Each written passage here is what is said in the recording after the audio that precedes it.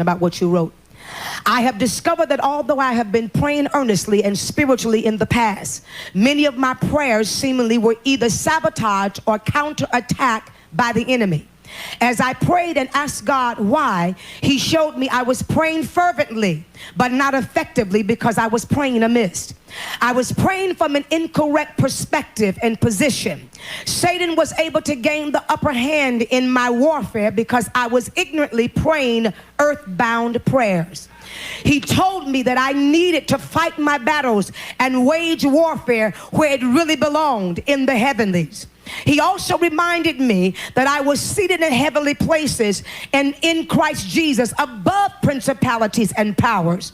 I then realized that they were not above me, oppressing and controlling my destiny with their diabolical activities. I was above them, armed and dangerous with this revelation. I was able to enforce my prayers with much authority and confidence in knowing whatsoever I desired when I prayed, I received favorable results.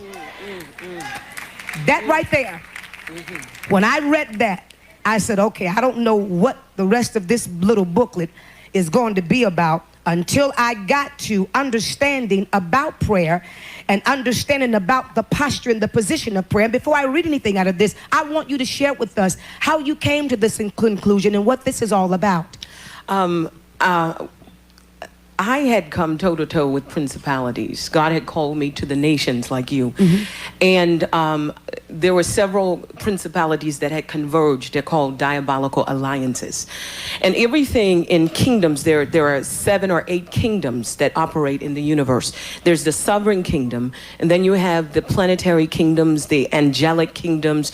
You drop all the way down to organic kingdoms and the kingdom of animals, and then you get to the kingdom of man, and then you get to the inorganic kingdom. And so there are kingdoms that exist that we don't see with the natural eye, but they exist and they are working and they are functioning in rank and in order. And what happens here in our dimension is that we don't understand structure, we don't understand ranking, we don't understand order, and there are very little people that have tapped into that dimension where they're able to mentor us and teach us and give us the vocabulary, so that as humanity begins to grow and increase and progress, language changes, and everything that will ever exist in earth realm, the earth realm exists now in the realm of the spirit. There were several people that had tapped into that realm and had come back down, and they wrote epistles. You have Paul. He said, I don't know whether I was suspended in the heavenlies or whether I was in the earth realm. All I know is that I had an out-of-body experience.